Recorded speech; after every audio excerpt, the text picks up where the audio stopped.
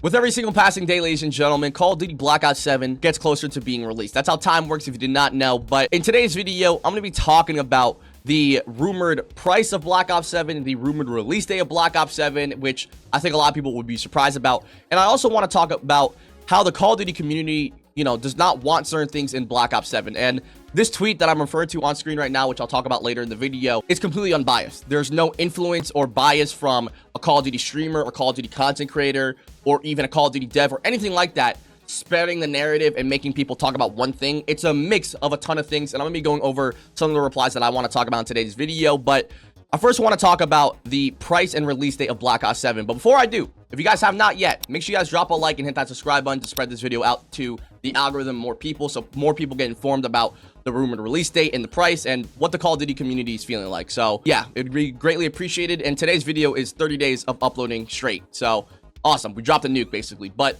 as you guys see right here from Charlie Intel, Call of Duty Black Ops 7 will reportedly be the same price as Black Ops 6. The standard edition will be $70 and the Vault edition will be $100. And I think for a lot of players, right, and just Call of Duty fans in general, we are all surprised about this. A lot of people from the data miners, the leakers, and even like sites like Charlie Intel, Martin, Warzone, or YouTubers like me, we all said and thought it would be $80. But I think the sudden switch that happened to me from, oh, Call of Duty Black Ops 7 is going to be $80 to now $70 is when I saw the Outer Wilds, which is an Xbox game, get its price changed from $80 to $70 for its pre-order. And I'm pretty sure, Xbox and the executives at Xbox recognize how much backlash they were getting for, the Outer Wilds 2 and the fact that they were hiking up the prices for literally everything for their consoles, their hardware, to their game. So seeing that, and also to add on top of that, the cherry on top is Nintendo and, what kind of negativity and backlash they're getting for increasing their game prices.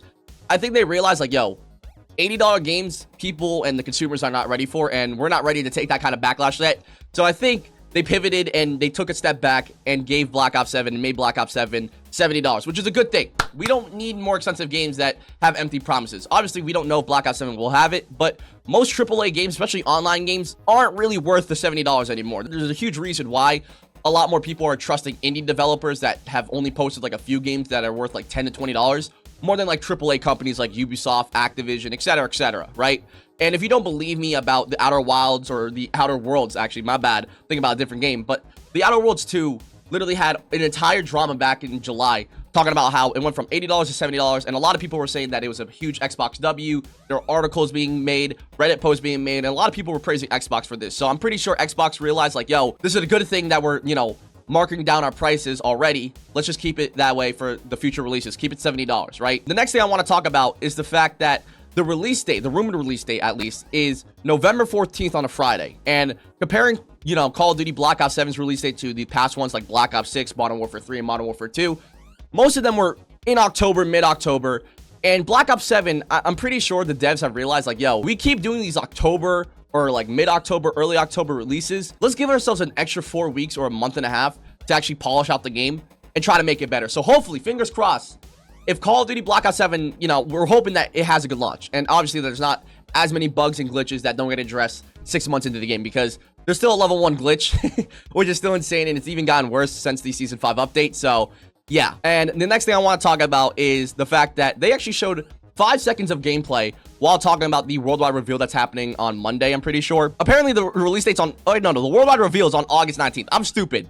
But literally, if we go over this 5-second clip in 2 days, and then you literally pause the screen right there where the soldier's showing, I'm pretty sure in the top right, that little, like, aircraft thing is the chopper gunner version of what they had in Black Ops 3. If you didn't know, I'm pretty sure they had like a little like invisible chopper gunner that you could use and get from a kill streak, and I think that's it. And obviously you can see the character right here.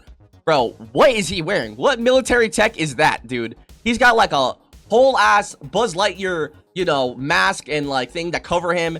He's in all black. We see a little gun right here with some attachments. We have people running as well, and we're obviously under the Northern Lights, and I'm pretty sure this is just for the campaign, and they're just revealing the story of the campaign, and it's rumored to be like super trippy, super mind-fucking, which Call of Duty Black Ops is that's what they're known for. They're not like Modern Warfare where, like, they're kind of more grounded.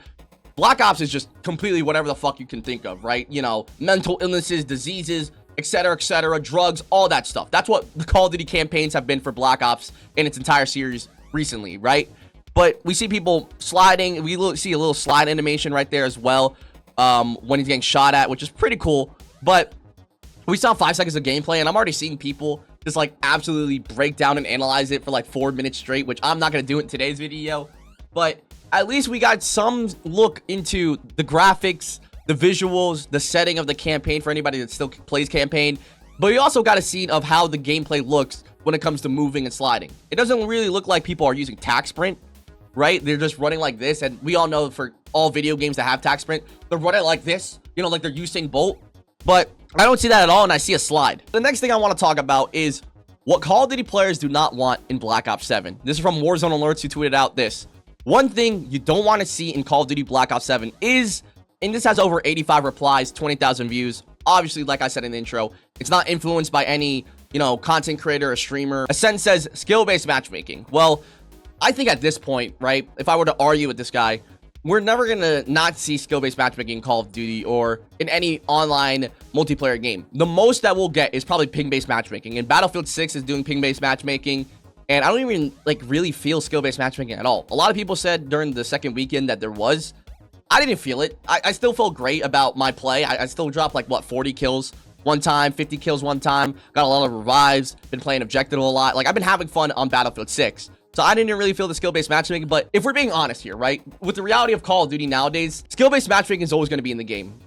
Activision and all the 3 studio teams have literally convinced themselves that, hey, skill-based matchmaking is a good thing and it keeps players playing. Obviously, what we've seen for Black Ops 6, it has not kept people playing, right? It's more about the fact that when you give the players content to grind, to do, to unlock, to earn, right?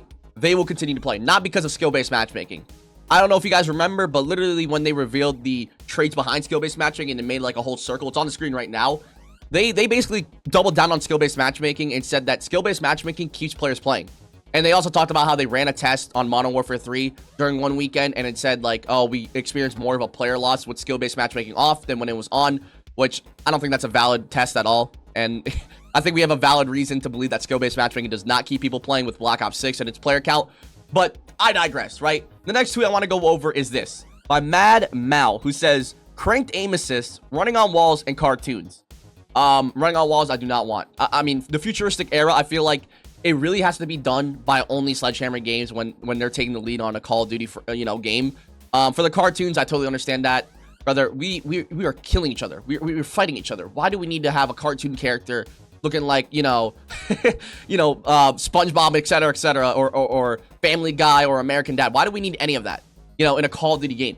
This is not Fortnite. It's not a battle royale where like you can do massive collabs, right? This is Call of Duty. At the end of the day, what got Call of Duty to where it's at is because it was a military sim shooter. Not anymore. It's an arcade shooter more than anything.